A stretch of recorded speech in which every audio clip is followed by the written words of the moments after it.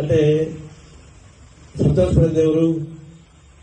దేశమంతా బాధపడుతుంటే మోడీ అమిత్ షా ఇద్దరు సంతోషపడి చూసావా మా అని మిసాలు చెప్పారు. నీ మీసాలు ఏంటయ్యా, రోజుకే మీసాలు ఉంటాయి, నీకు మీసాలు ఉంటాయి, నేను రోజుతో సమానం. ఏమని అంటున్నారు? 2026 కంతా నక్సలైట్స్ అన్ని ప్రూఫ్ మారుతా ఉంటారు. అంటే నక్సలైట్లు లేకుండా చేస్తా ఉంటాం. వ్యక్తులు చేసాము కానీ వాళ్ళు నమ్మే సిద్ధాంతం చేయగలరా? మాంసం నిందించిన సిద్ధాంతాలు నమ్మారు, మేమంతా నమ్మాము, వాళ్ళు నమ్మారు.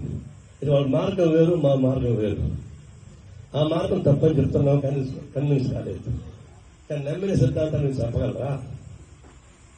ఇట్లాంటి అమిత్ షాలు 100 మంది పుట్టినా కూడా ఒక వెంట్రుక కూడా తీయలేదు.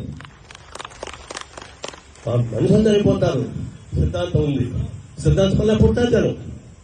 ఒక వీరుడు మరణిస్తే 1000 మంది ప్రభావితం పుడతారు తప్పనిపిస్తావు. నేను వీళ్ళు మళ్ళీ ఛాలెంజ్ చేస్తున్నా. నక్సలైట్స్ మీరు ఎంత చెప్పినా ఆ ఉద్యమం ఆగదు, దాన్ని కలుస్తూనే ఉంటుంది, అభ్యర్థులు పడుతూనే ఉంటుంది, అది ముందుకే పోతుంది.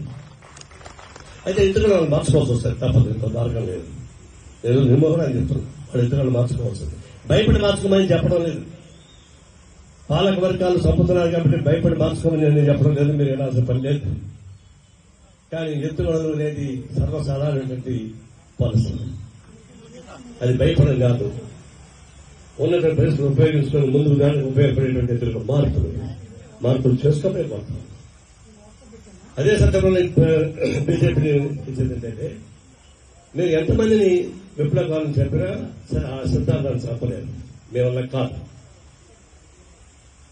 మీ లాంటి వాళ్ళ మొత్తం ఈ జెండా ముందు ముందు పోయారు, మీరు ఒక లెక్క వెళ్ళబోయి. అయితే అమిత్ షా ఎవరు? Home minister. ఎట్ట బయటపడ్డాడు ఆయన? ఆయన క్రిమినల్, ఆయన నరహంతకుడు. హోమ్ మినిస్టర్ గా ఉన్నప్పుడు ఆయన హత్య కేసులు ఉంటాయి.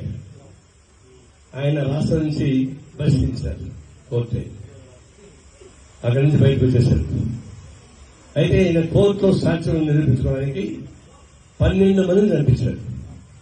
లాయర్లని, సాక్షుల్ని, పెద్ద అధికారుల్ని, చివరికి లోయ లాంటి సిబిఐ జస్టిస్, సిబిఐ దానికి లోయ లాంటి కనిపించారు. 12 మందిని చెప్పారు తప్ప ఆయనకి సాక్ష్యాలు లేకపోయాయి.